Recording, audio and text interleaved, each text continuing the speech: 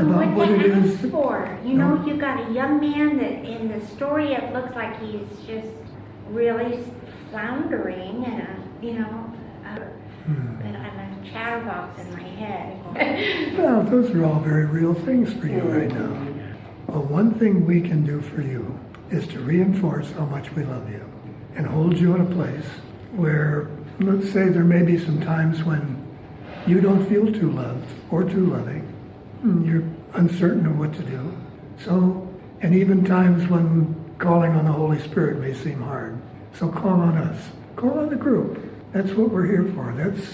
That's our job. Our love for you is also transferable, honey.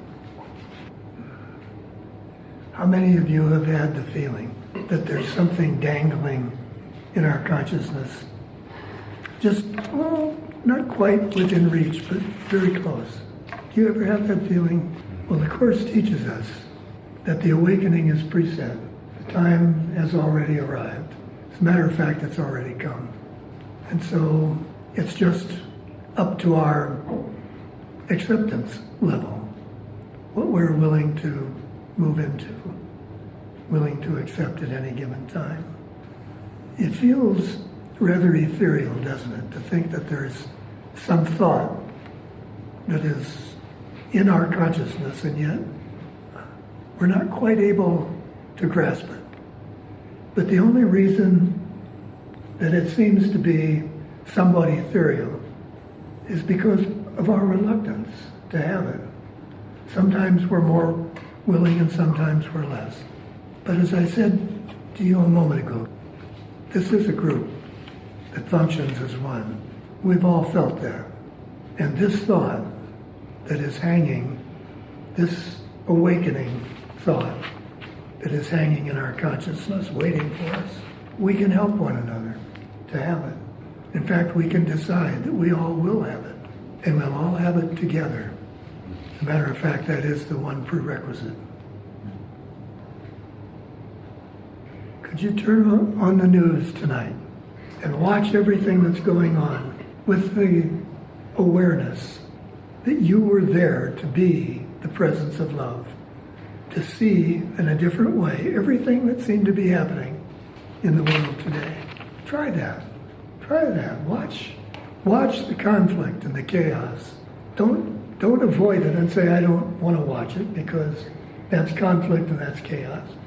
Watch what the world is offering, and instead of accepting it for what it seems to be, give it a different meaning. Give it a different purpose. Be what you are, the presence of the love of God, and allow all of that other stuff to filter right through you. How many times have you read in the Course where Brother tells us of our opportunities to save the world? Well, that's exactly what he's talking about. That is the way we save the world. Not that the world is worth saving, but we save it by seeing it in a different light. And then suddenly, what we call this world becomes the real world. Time is the great deceiver. It really is. Time seems to be that one thing that is concrete, functioning, and that we can't really change. And yet time is the one thing that we can always change. Time is nothing more than the medium through which perception can function. And where does perception come from? That's us. We are the makers of our perception. And our perception, time, will serve whatever purpose and function it is needed to validate our perception. That's all. So while these things may not seem to happen all at once, it's simply because that's our perception. But this moment in time that I was trying to write about does happen for everyone exactly at the same moment. Not everyone may see it at that moment. Are you following me? Mm-hmm. Not everyone may see it at that moment, but it's happening for everyone at that moment. And that's why it happens for everybody at once. Right. Because the consciousness is as whole as the God self. The ego consciousness is as whole as the God self. There's only one. Because in truth, there's only one mind that's either having a dream or not having a dream. But it's still only one mind. everyone will be ready. As I say, the only thing that seems to distort what I'm saying is that time seems to function as a whole, when in fact time only functions to serve whatever perception we have at the moment. So it may seem, when that moment arrives, it may seem, I don't know how many would see it and how many wouldn't, but that's irrelevant. The moment has arrived in the consciousness, and it is there to be seen. That's the only thing we have to be concerned with. And it's simply then a matter of whether or not I show up to see it. I think the single most important thing that A Course in Miracles teaches us is summed up in the beginning of the book. And it's in the last two words, actually. Nothing real can be threatened. Nothing unreal exists. Nothing unreal exists. Just learn that. Learn that. And everything else then. You won't resist anything else that comes along. That's why the Course teaches us that the so-called authority problem is the biggest thing for us to overcome. What we made is more important than God's creation, and that's what this whole issue is about. So what is unreal? Anything not created by God, anything not created in love, as love, does not exist.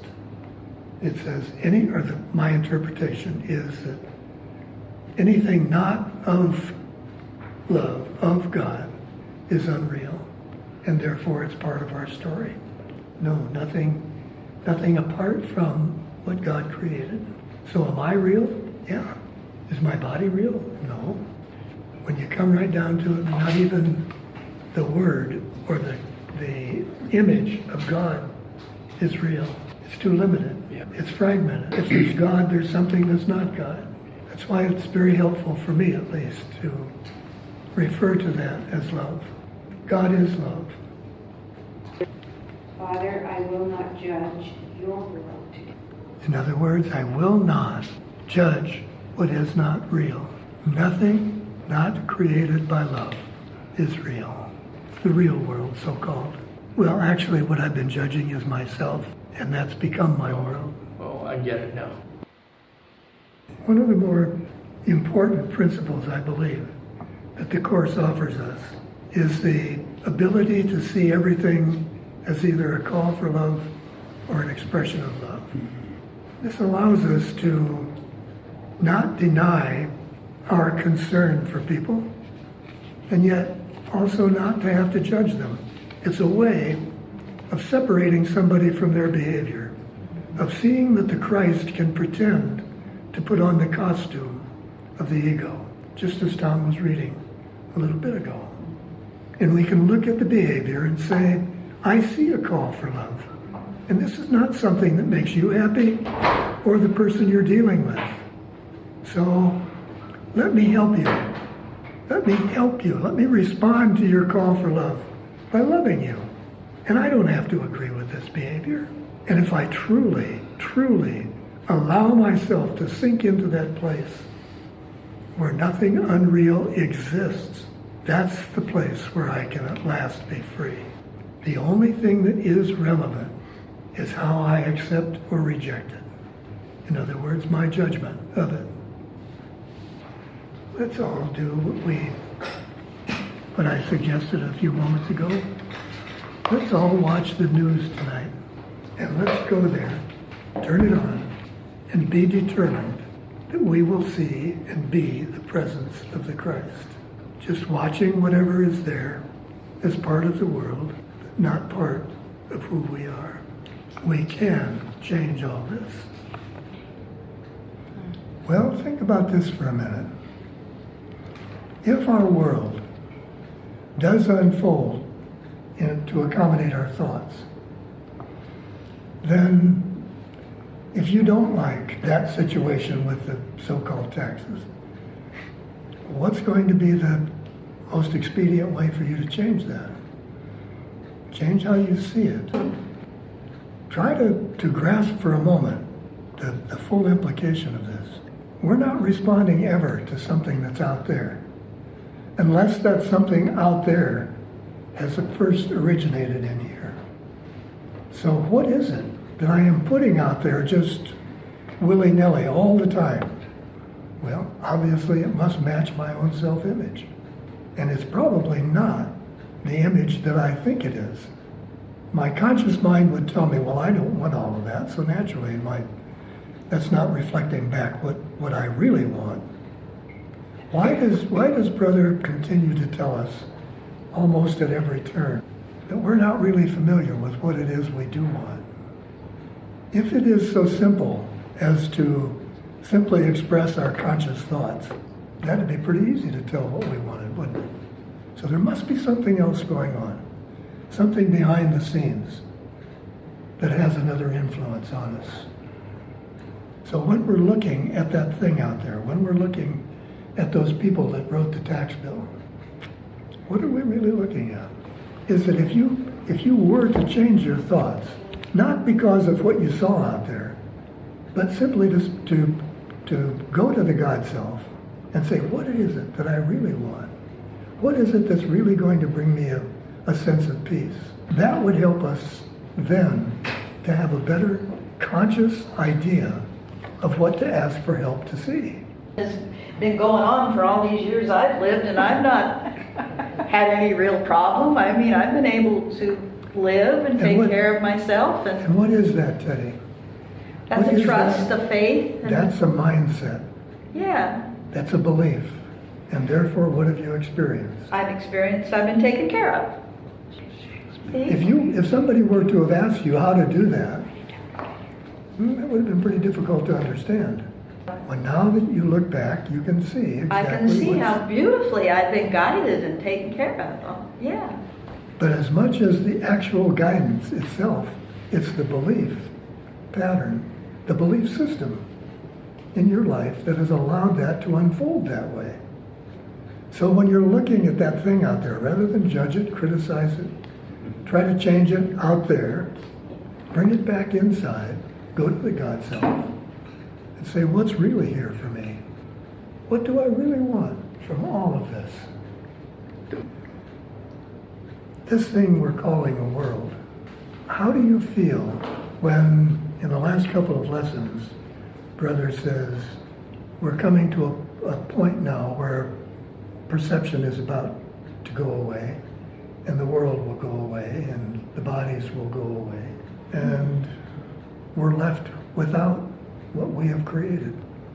We're left without this thing we call a home, this world, this body, these relationships that we make with one another based upon, to a great extent, our bodies and our world.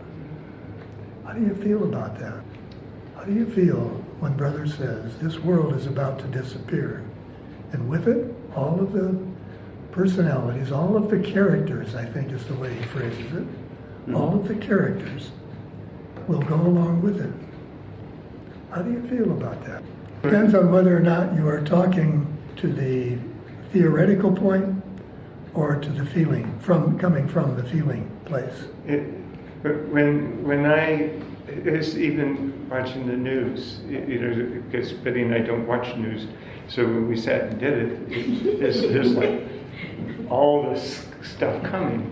And so there's all sorts of sensory things that were going on. And so do I choose to give my piece up to this? Where do I sit? So if I sit in that still calm knowing, and you ask me that question, then I just rest there. In the world that my perceptual world, it's like if I sit over in my perceptual world and all that I've created, it's like over here, I can't even, it's already sitting in this stillness. I surrender to the unknowing, the unknowableness of all that is anyway. And so there's a much more willingness. Which teaches you the benefit of how many years of practice to be able to do that. I think when Jesus says in here that who would choose this world of suffering and pain when there is another world of love and joy, why wouldn't I be ready to give all this up? Well, that's the question. But how do we feel when that question is really in front of us? It's okay with me. And let's not make more of the story than what the story deserves. The story is about us finding ourself, the one self. It's not about discovering Jesus or Mary Magdalene or Buddha. It's about discovering ourselves. I'm wondering if learning to love who you are right now, the important part of that is the learning to love. The thing that I discovered about that is that when I really got down to it, I could not love the self that I would see right now without loving, period. It's not a question of what you're loving, it's just a question of whether or not you can accept loving. And implement it. That's a great statement. So if there is one thing that you could have in this lifetime that would be most beneficial to your awakening, what would it be? The thing is that if we consciously allow ourselves to be aware of this, we will see that it's exactly what we're getting, because we are all being absolutely led, regardless of whether or not we have asked for it or know about it, accept it, reject it. It doesn't matter. How can you be assured of that? Because you have not ever changed the way God created you to be, which is a part of Him. That's the way it is. Perception is done when there are no more judgments to make.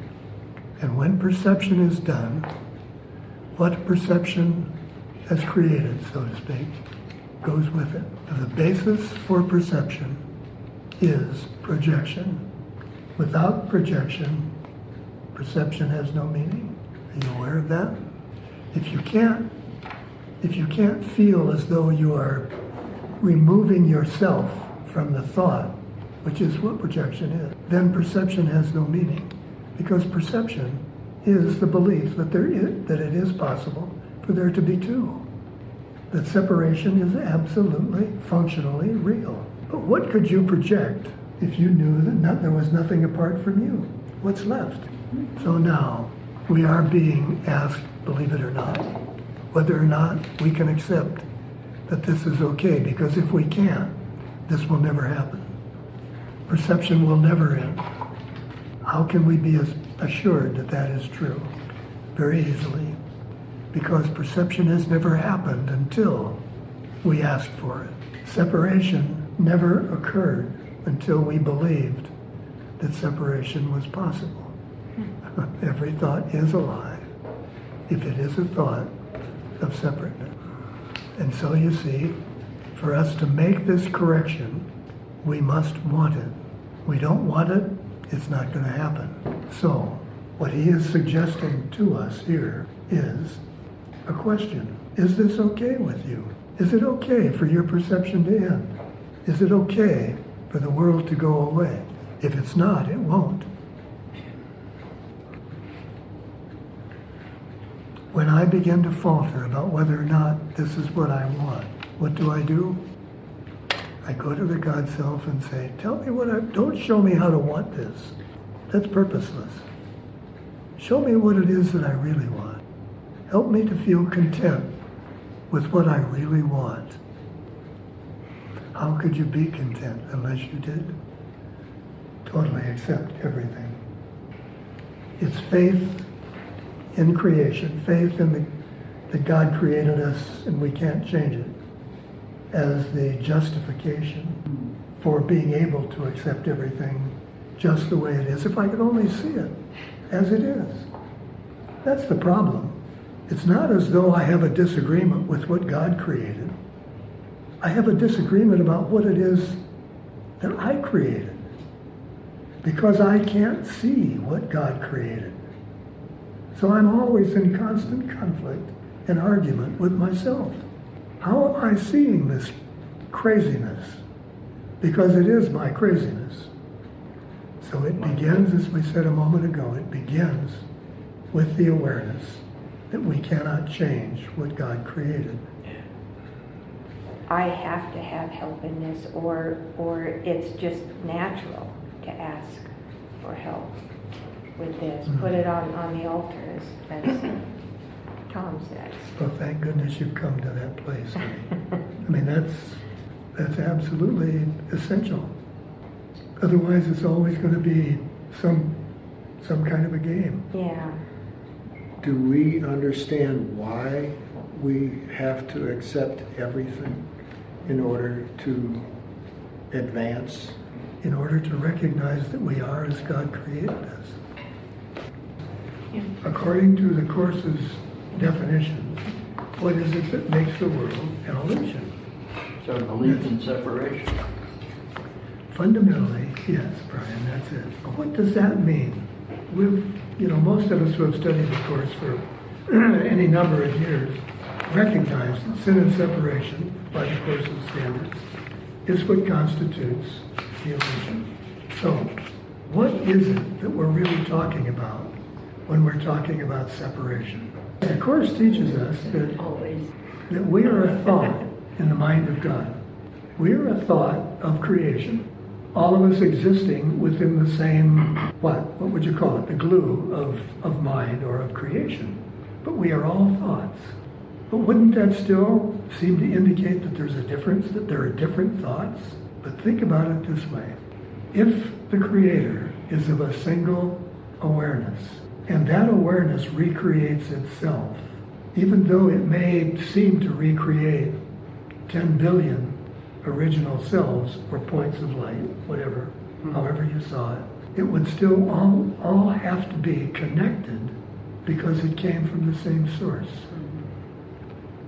The reason I think this is important, because just even relating a little bit to Patty's story, we all would have a tendency to get angry if suddenly we realized we'd been studying something for years and years and years, and we really didn't see how it was possible or couldn't cope with the disbelief that it could be possible the way we've been taught.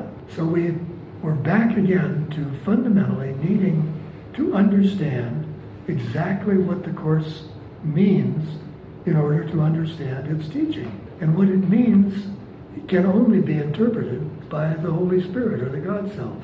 So you see, whatever we do, we're always going to end up back there. To think about the entire teaching of the Course and the one self in the context of love or joy or peace certainly allows us a greater ability to identify with it. And when it's something as abstract as those concepts are, then we perhaps are not going to have to squabble so much about how do you become one with something else, because we're all sharing that concept. And what else is a thought except being able to share another thought with it? I find sometimes if I'm trying to be a healing presence for someone, there may be something that person thinks is missing in them that I don't have a clue. So for me to go to the God Self first and say, show me the light, what kind of light should I hold this person in?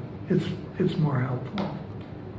Anyway, probably the second or third, maybe even the fourth thing I did was to think about asking Brother how I could change it.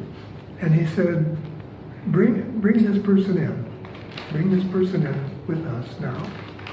And when I did, it was absolutely incredible to me how everything could change so rapidly. I mean, I think it's very helpful for all of us periodically to remind ourselves this thing we call a mind is the only medium, if you will, that exists in truth. Whether you call it mind or spirit or whatever, that is the changeless part of ourselves. And when we change the idea that we're putting there, depending on there, using there, then how is it that everything could not change? I You think may insist upon rephrase it. believing that you're judging God, but that is quite impossible. You can only judge yourself. may insist upon Rephrasing. believing that you're judging God, but that is quite impossible. You can only judge yourself. Great. I think we're all attempting suicide. I mean, by adopting into our awareness some ideas that are totally untrue of who we think we are and we're not. We have created a story about life and death with all of the differences of everything that seems to happen in those two conditions. And it's just a story. We're trying to die simply because we don't believe we deserve to live. Because we've forgotten the elements of what life encompasses. We've forgotten entirely that life is an experience of loving. Just that. It's an experience of loving. But how many of us experience it that way? This whole thing that we call seeing is really image making, brought on by the need to project our thoughts in a form outside our mind, and then they can take on a form that we obviously can claim is not a thought, obviously not my thought, and therefore validate entirely the idea of separation.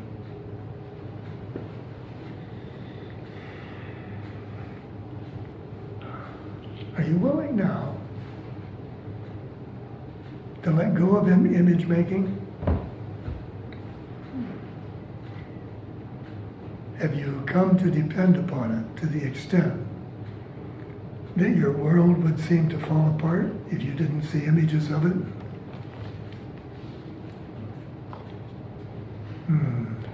Haven't you thought about that? I'm sure every one of you has. Yep. Or I'd have to get rid of all my beliefs.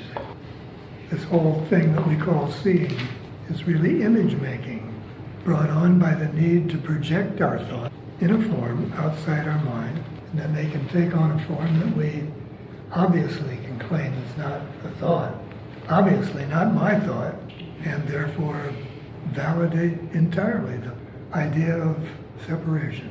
Are you willing now to let go of image making? Have you come to depend upon it to the extent that your world would seem to fall apart if you didn't see images of it?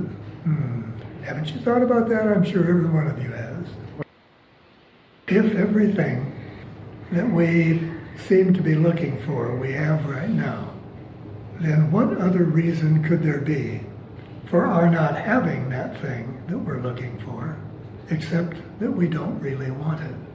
So if we are spending the last 30 years or 30 lifetimes looking for the truth of ourself, and we still continue to look, perhaps there's something else we need to consider.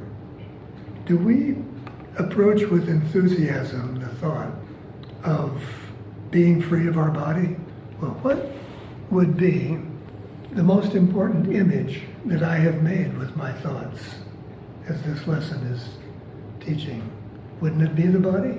If we didn't believe we were separate, would we have a body? If we didn't believe we were separate, There wouldn't be any need for a body. we wouldn't have any need to be making other images, projecting something outside of our mind to prove our separateness. A fear of loss at the thought of having everything. So it really comes down to. So what the Course attempts to do in this regard is to teach us to forgive. Now, forgiveness is a process that allows us to see incrementally different things in a different light as we are ready to do it, just as Tom is explaining. I get very upset with myself because I cannot forgive myself sometimes for the image that I have made of my daughter-in-law. Again, honey, it's not that you can't get past it. When we reach a situation like that, if we recognize that what's happening with the exclusion, keeping her real identity, let's say, outside, is because we believe there's something that's more valuable to us by doing that than there is by letting it go.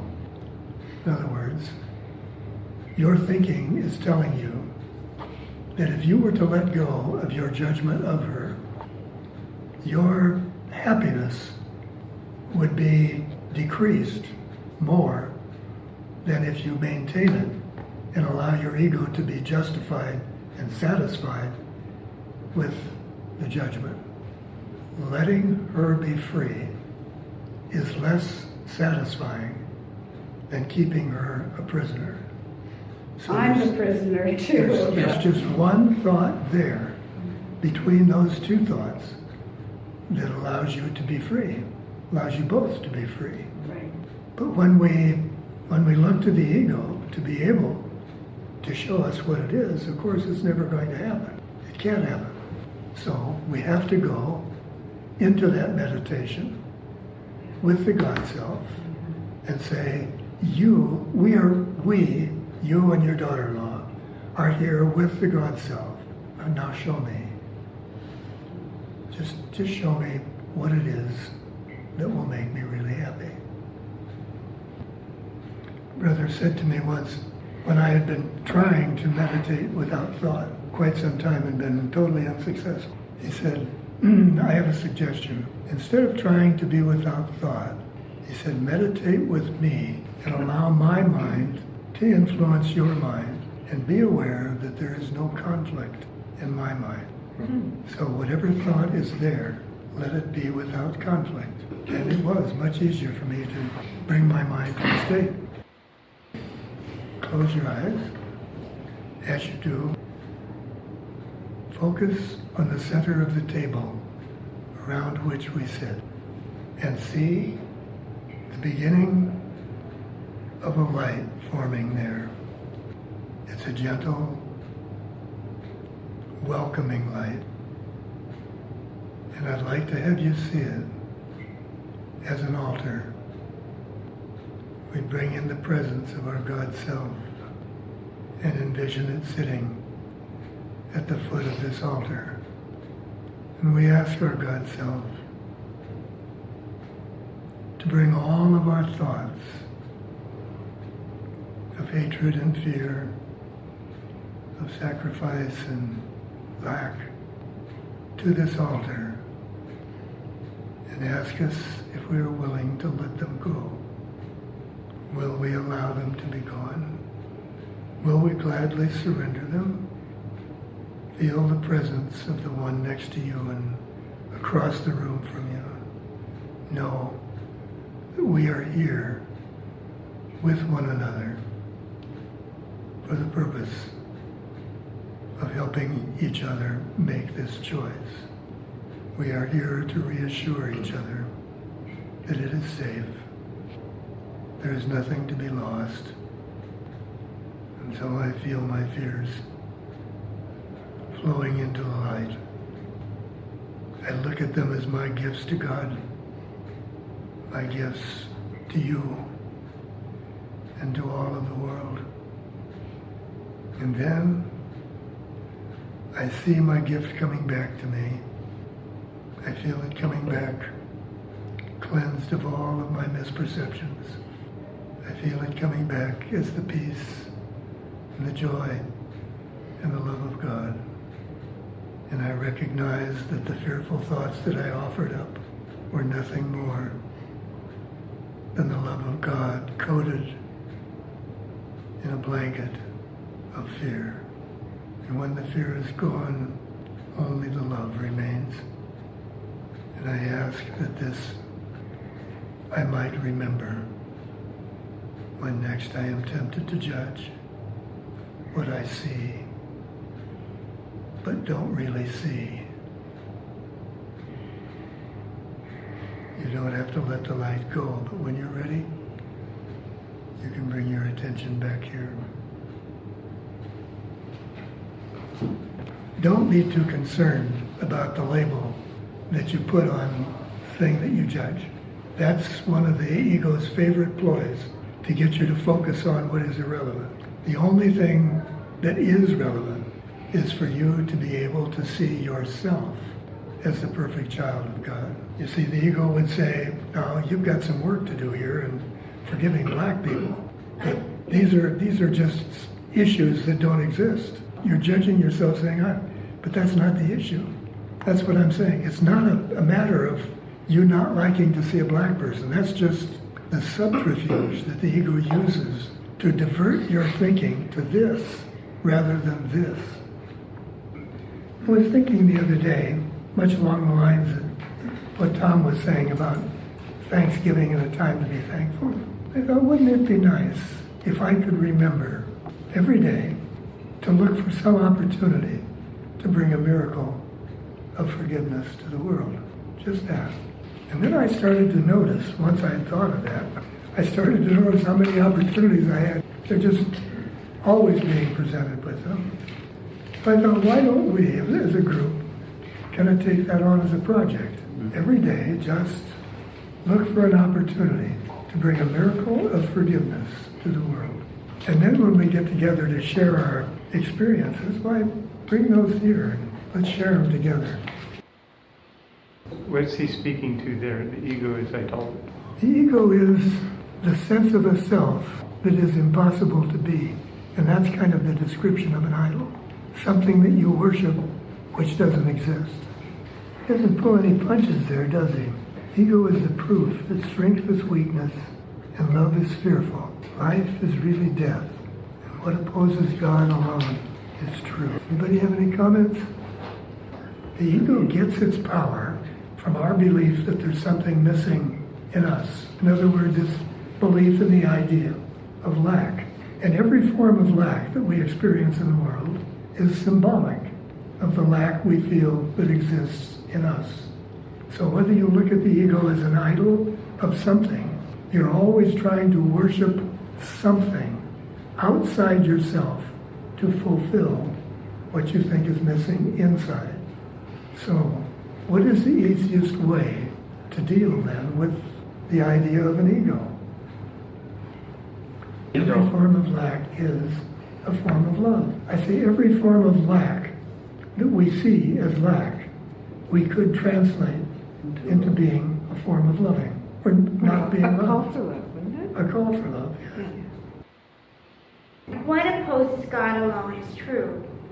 I don't quite understand that. That's the essence of what the ego needs, well, our belief in the ego needs to be. By believing in both the ego and God, we have a split mind. But if you will check in with which part of your split mind is most in control, it'll be the ego. We always have to focus and change our thinking, change the direction of our mind in order to be back in touch with the God mind. It thinks that it has become a victor over God himself. What is the easiest way for understanding that we believe the ego can be a victor over God? Look how many times we make judgments. Who are we judging? So Every time we judge, we're judging something that God created.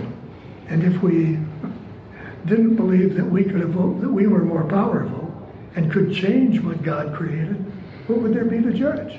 I can remember years and years ago, someone asking Jesus through me, or just kind of making a cry, a statement of, this is so unfair, this need not be, how can it be this way about the world? And his response to her was, it isn't. But you see the difference between those two statements is just a world, an entire world. Yes. As long as we see the world that the ego makes, we do believe that we, the ego, is more powerful than God.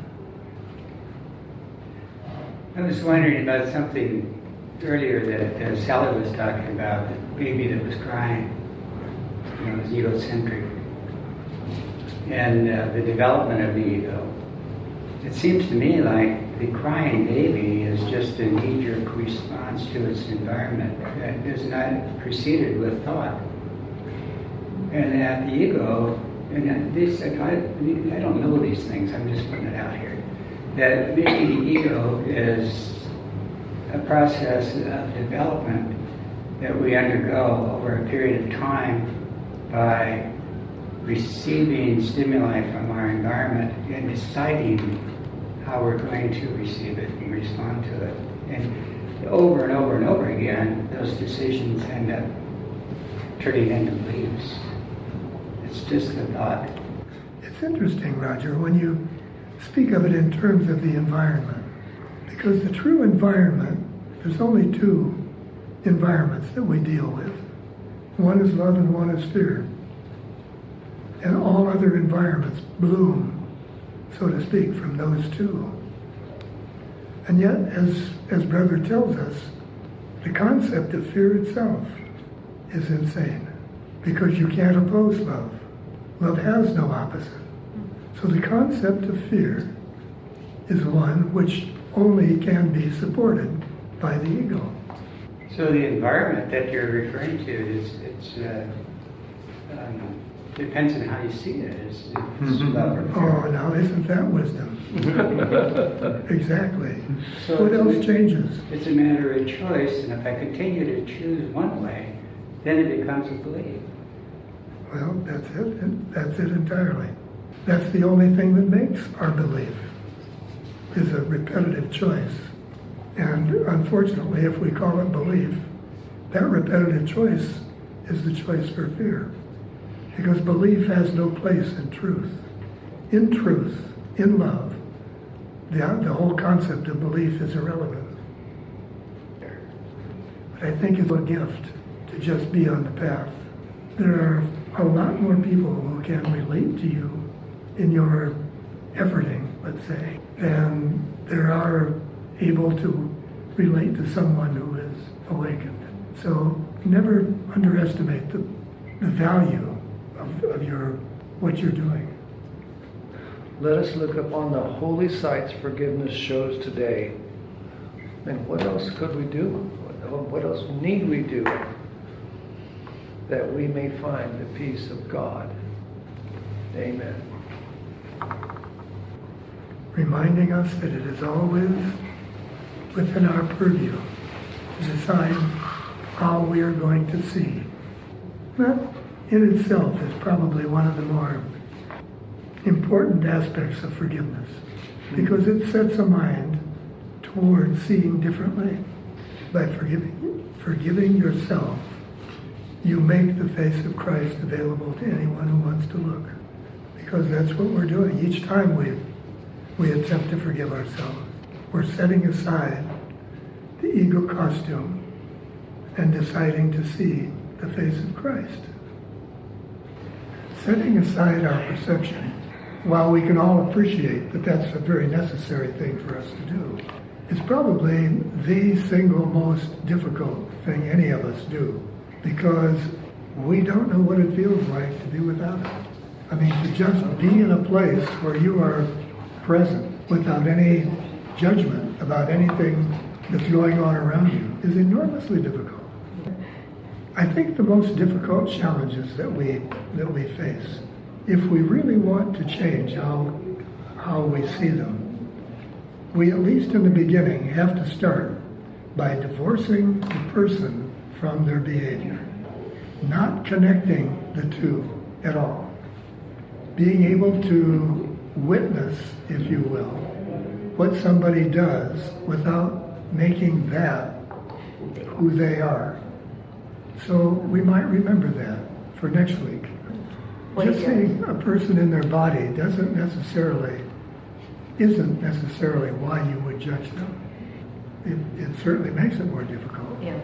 But when we start from that point, the alternative becomes more feasible. And the alternative is to see the call for love in the place where we're hoping to see an expression of love.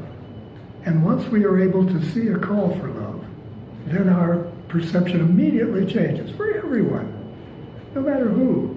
Whether you were talking about the most diehard, unlovable person on the planet, you will, when you see a call for love, you will change immediately how you perceive the person. You will always be thwarted if you expect yourself to forgive them. But as the Course teaches us on every page, I'm sure, it's a way to see differently. And it's me who is doing the seeing. So it's me that I'm forgiving. It's my perception that I must forgive. The first thing we do would be to look for opportunities to forgive. Just think about that for a moment. Look for opportunities. So now we turn on MSNBC or CNN or pick up the newspaper or whatever, and we see something that he has done. And I ask myself, what do you want from this? Do you want to forgive? Do you want to be free? And if the answer, which it not always is yes, then I am open to being able to see how all of those things that I think he is doing are opportunities for everyone, particularly those who he seems to be doing them to. That's hard. That's a real hard place to get past. But you see, then the next question we have to ask is, well, how real is this thing that he's doing? How real is this thing that I see him doing? Yeah. But that's where all of these past years of learning really begins to benefit us. We are all connected, regardless of the part we play. And most of us don't have a clue about the part we are playing, incidentally. We're so lost in the role that we don't see the significance of it. We don't see how someone else might look at us and say, my goodness, how can I ever forgive them? You say you have difficulty when you see the things he, in this case our president, might be doing that affect other people. How real is your perception of the world? What would hold you back? Take one of the specific things that's come up recently, the immigration issue. What holds you back on his not wanting to have other people that we may think would be worthy of our country come into our country? What would hold you back from that? From his accepting his perception? What I'm saying is we all think we know why he's doing that. We think we know, we understand what the effect of that would be. But in most cases, we don't really. We don't really understand at all what might be affecting his perception. Maybe if we could see that he had a terrible fear of what these people might do to him, maybe that would help us. Maybe there's another way to see his motivation. But you can know one thing. If we get past this initial block in our perception, you can know one thing. That it is your desire to love him. You've been down this road, you know that's true. Oh, yeah. Regardless of what your perception tells you, you do know that what you want for everyone is to be able to love them. So you see this fearful outcome, let's say, of not being able to relate to his stance on this issue. And you say to yourself, is it possible for me to see this and to love him? And the answer most likely is no. So where do you go with that? Because this is the key. Where do you go with that? You have to go to the mind, the place in mind that sees the Holy Child of God. It is that simple. I know it's that simple, but it seems like every day something new comes up and then I work on that. And that will continue to happen as long as there is doubt in your mind that you are the Holy Child of God. And that's what's true, so true for all of us. Each and every one of us. That's the crux of where we have to get to. It's not about what Donald Trump does or what I do or what you do. It's not about that. It's about how Tom sees Tom. You see, If we are going to accept the truth of this beautiful teaching, if we don't get to that place, it's not going to happen. I truly believe that if we saw him, and I'm using that as just an example, if we saw him in a loving light, that he would not actually exist in our mind in that light. In other words, how many of us believe that we're really doing something that will bring about a change rather than just a perception? It's not as though we're trying to change the way we see someone and nothing happens. That's not what the Course teaches us. The Course tells us that we experience the effects of our thoughts. Period. We experience the effects of our thoughts. So, what are we trying to change? How many times does he talk to us about changing the world? There are times that he says exactly that. You can change the world by changing the way you see it. But how do you say to someone, the way I change the world is simply to see it differently? Let's be together on this, because this is the issue we're really trying to resolve. If we believed it, if literally we believed that there was nothing in the world but a loving presence, what would that do to the world? Jesus tells us in no uncertain terms that if you saw nothing but a loving presence in the world, that's all that would be there. That's the illusion. That's the difference between what he talks about being truth and illusion. Can we see love in the world while at the same time believing that something else exists in the world as well?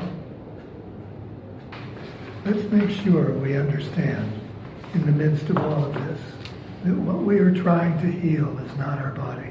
The body is a barometer, no question about it. It simply is. It is a barometer of what's going on in our mind. But while we are consciously focusing on healing, we want to make sure we don't get caught up in the idea that we are a body and that it is the body we're trying to heal. Let the body's healing be a side effect, if you will, of changing your mind about the presence of God within you. That's what we're asked to accept. Simply that. That everything we think we see is just a thought running through our mind. What seems to me to be so important for us to be able to grasp is being comfortable with that awareness. I mean, how many of us, when we read in the Course, you are a thought in the mind of God, are we comfortable with that? Can I say, oh my goodness, yes, yes, yes, that's what I am. But you see, until we do become comfortable with that, in some way, unconsciously, we're going to resist it. And in our resistance of it, we keep all of this alive. Everything is a thought, because the only reality is the mind. All of that can be boiled down to the awareness that separation is not real. Because all of these thoughts about having eyes, having ears, having a body, those are accommodations to the thought of being separate. So if we could just see that it's the holding on to the thought and not what the thought is about, we could let go. We really could. What is the one thing that controls our mind? Is our desire. That's what makes the thought that persists in the mind is our desire to have it. We are not the thought that has become the character in a story of separation. We are not that. So what are we? We are the thought of love. We are the thought of peace. All those things. One more time. Is that okay with you? More than that. Is that desirable to you? Because if it's not, it's simply an exercise in futility. Now, next week, when we look for opportunities to forgive, this is why we're looking for them. so that we can learn to become comfortable with these feelings of not being a body, of not needing a world to separate us. Watch the feelings that come up when you think about letting go of the body, of the thought of separateness. Just watch the feelings that come up and ask the God self right there in that place. Ask, how can I be more willing to accept the truth? Can you really experience true forgiveness but still not want to spend time? Not really. I'd love to tell you there are degrees, because that's the way we initially began to experience it. But when you said true forgiveness, that means that you don't see what you would be judging. If you did, or if I did, if anyone did, there would be no reason to avoid them. When you truly do forgive someone, it's not a matter of them coming and going anymore. This is a difficult thing to explain. But this whole process of people coming into our immediate communication is all part of the process of seeing. It doesn't happen by random. None of us are sitting here tonight enjoying one another's company by accident. Well, you all know one of the primary principles of the Course is there are no accidents.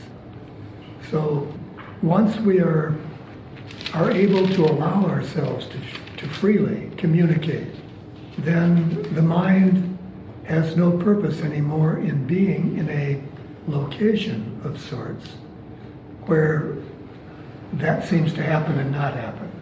The world itself reconfigures. If there is no judgment, forgiveness is irrelevant. And if there is no judgment, then the world itself becomes a different quote-unquote place. And it's not a place that the ego can relate to from the standpoint of judgment. In other words, when Brother talks about the real world, which world is he talking about? Is it this world forgiven? Or is there a whole different world? Well, the real world, there is only one world, because there is only one consciousness. So it's all about, as the Course says, it's all about how you see. It's not about what you see, it's about how you see. Yes. So that brings it back not to focusing on the object of the seeing, but on the object of the seer. So that we don't get caught up in, as Tom just said, get caught up in the belief that I'm okay as long as you behave yourself. As long as I behave myself, as long as I see clearly, as long as I see the face of Christ, nothing exists but the face of Christ. Doesn't matter if it's Saddam Hussein down here or Mother Teresa over here. Doesn't matter. Can you get a grip on that? If you judge the path, what's happened, John? What's happened? Where are you on a path where you have judged? See, that's the whole point. That we're all beginning and ending in the same place. If you don't start with that premise, then you can't come to any other conclusion except there's something wrong that needs to be fixed. But if there is nothing wrong, if we are all now as perfect as we're going to get, if we're all the expression of how God created us to be right now, then it can't be starting from here and here, going to here. Here is all that exists. And everything else in the path, on the path, getting from here to here becomes what we call a dream or an illusion. Now, if we don't remind ourselves to begin our trying to analyze what's true and what's not true, we're never going to get there, you see, because you're always trying to concoct a path or a plan. And what the Course teaches us consistently is You don't need a path and you don't need a plan. You just need to let go of the idea that you need a path and a plan. Even the Course. You've got to decide if that's true or if something needs to change. The thing that we have to be certain that we're keeping in mind is that we know where we are, and we don't. If we did, none of this would be relevant. If we knew right now that the where we are was firmly in the heart of God, immersed entirely in love, where is this discussion happening? So every analysis must begin with the premise there's nothing wrong. When we read in the Course that we get exactly what we want, we experience a mirror of our belief. How can we really accept that as the truth while at the same time thinking that there's something we need to do to achieve it? I mean, one is just accept that that is the case. And the other says there's something I need to change to do to accomplish that. So, which is it? Which is the truth? And which one do we pursue most of the time? The illustration I like is envisioning myself walking into an auditorium and they have two seminars going on. On one door it says self-acceptance and the other door says self-improvement. Which one do I go to? If we do not adopt that attitude, I'm going to suggest to you that you will find many, many, many difficulties in forgiving someone because you'll always be focused on what they have done that needs to be forgiven. Instead of looking at someone and saying, wait a minute, if I saw the Holy Child of God, which is what's in front of me, what is there to forgive? You see, we're beginning to really nibble around the edges of the core of forgiving, what Brother calls forgiving the world. You understand what he's talking about when he says, can you forgive the world? He's literally saying, can you forgive everything you see that has become a world to you? Is God playing a game with us? Is our true self playing a game? You know, why are we all in this situation? I mean, I really don't have an answer to that. You want the answer? I aren't. You're not. I'm what? You're not. The answer to your question is you are not in this situation. Okay, what does that mean? That means that you are living in a dream. Yeah. You are experiencing the effects of a belief that isn't true. But why am I having? Now that's the question. That's a whole different question. Yeah. You said, why am I here? Okay. First time. Wrong. Second time you said, why am I living the effects of, or why am I living these effects? Mm-hmm. Well, the answer to that is because you believe that it's true. Now, yeah, we're getting there. Okay. This is the crux of everything we're talking about. And it is, as a matter of fact, the very thing that Sally said when we began this discussion. Mind is fulfilling itself. Mind is experiencing its thoughts. Why is mind experiencing its thoughts? That's just the way mind functions. Why are you experiencing this thought being something wrong? That now we're coming right down to the real issue, aren't we? And that's why, what does the Course teach us? That's why it says everything is a function in this world of forgiveness. You forgive every thought that says there's something wrong and allow, as Sally said, allow the innocent child to go to the God Self, the Holy Spirit, and say, help me to see this differently. There's nothing wrong. There's nothing happening except what I see. And there is no reason for my seeing what I see. There is no reason for that. Nothing happened. Every time you try to put a reason in the seeking or the searching or the changing or whatever you're trying to do, every time you try to put a reason in there, you make real something that is only a dream. Why doesn't Jesus tell us if there's something wrong? Why doesn't he simply tell us how to change it? But he doesn't say that, ever. No. Consistently he says, the only thing that needs to be changed is the way you see. That's it. This dream. When you say, why am I dreaming the dream? You are simply asking, how does mind function? And we've explained that. Mind functions simply to experience its thoughts.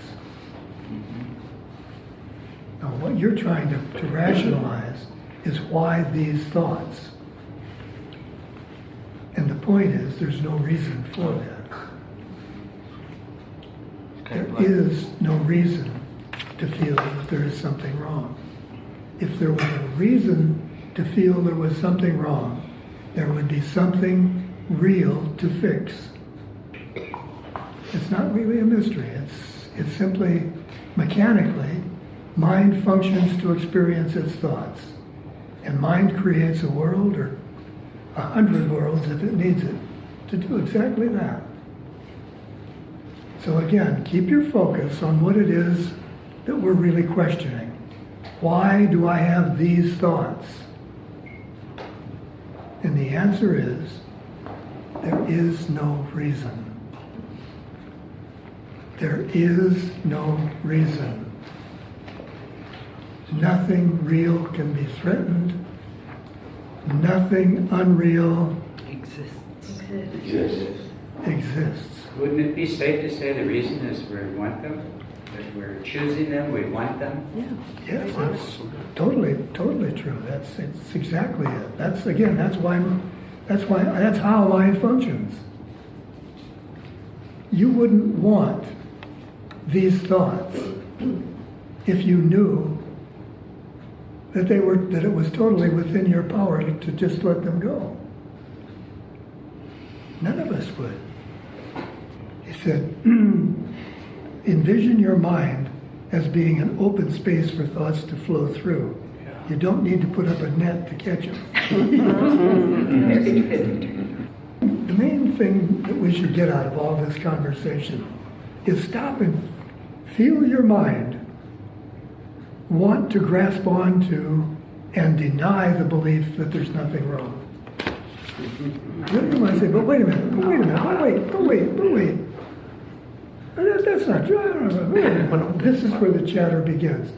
We should be so ecstatically happy with what the Course teaches. We shouldn't resist it, deny it at all. And yet we do constantly. We are constantly trying to make something wrong where nothing is wrong.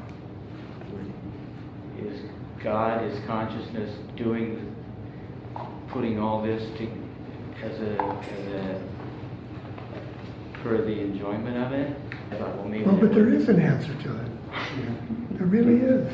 Yeah. It's not God. It's not what God's doing. That's not the issue. It's what you are doing in your disbelief that you are God. Not one. No, forgive me. I keep saying it. There is an answer. We're not accepting it. The answer is there's nothing wrong. You see, that's what I was trying to say. That's what's so difficult. That's what's that's what is impossible. From an ego perspective, that is impossible to be in that place. Because the ego is always going to say, there is a reason. Mm-hmm. There is something real in the world. But there isn't. Nothing real can be threatened. Nothing unreal exists. Don't just read the words. That's the teaching. That's all of it. I find it astounding, personally, that I have been studying this course for over 30 years, and I still insist that there is something real in my world. So guess what? That world is going to continue to be with me until I decide there's nothing there that I want. But the love of God is what we exit this world to know.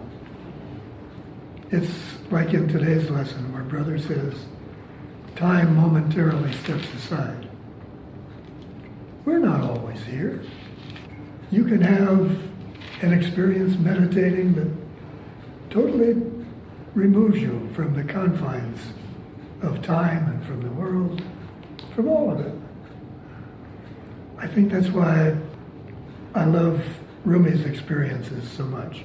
He's obviously had that experience many, many times when he talks about out beyond. When he says, I have lived on the lip of insanity. You can just feel that where he has been is an entirely different place. We go there too. Sometimes it doesn't seem like we do. Sometimes it seems like perhaps we only go between lifetimes. But that's not entirely true.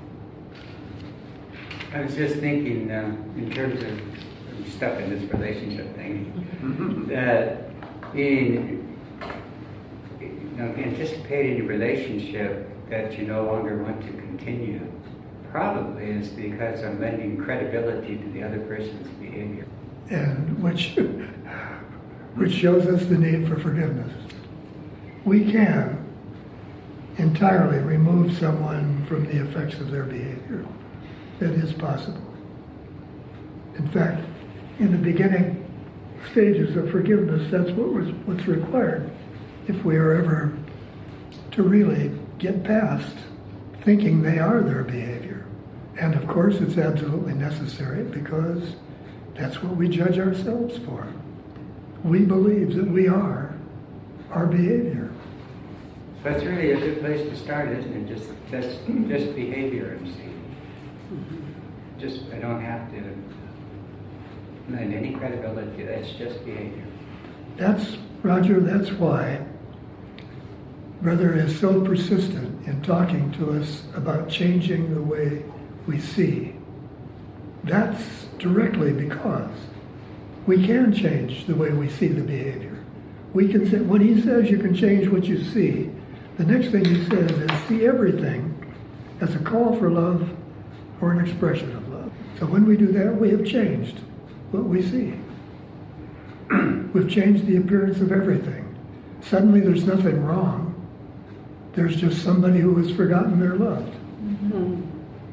I was thinking of all these people that have come up to me. That's what I could give, was love.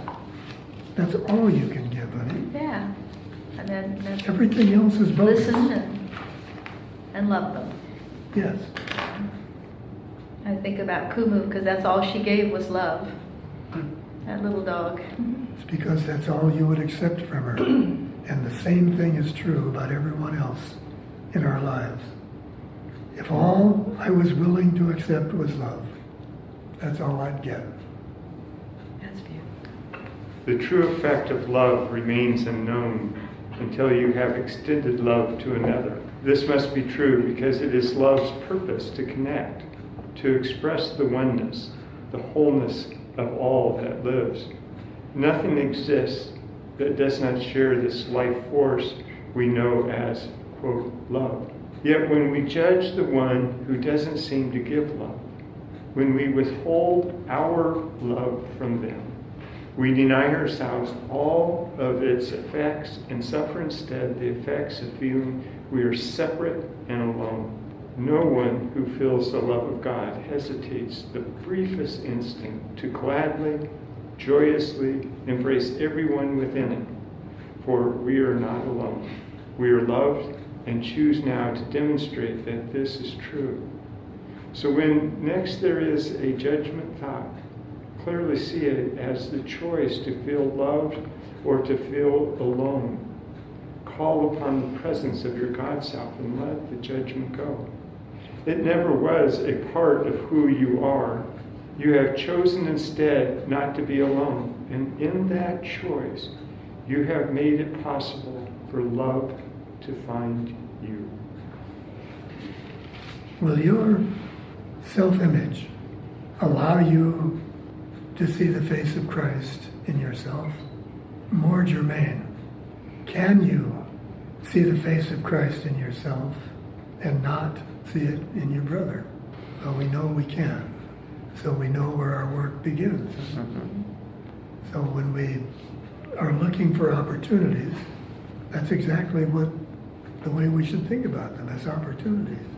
To see someone as we would like to be seen.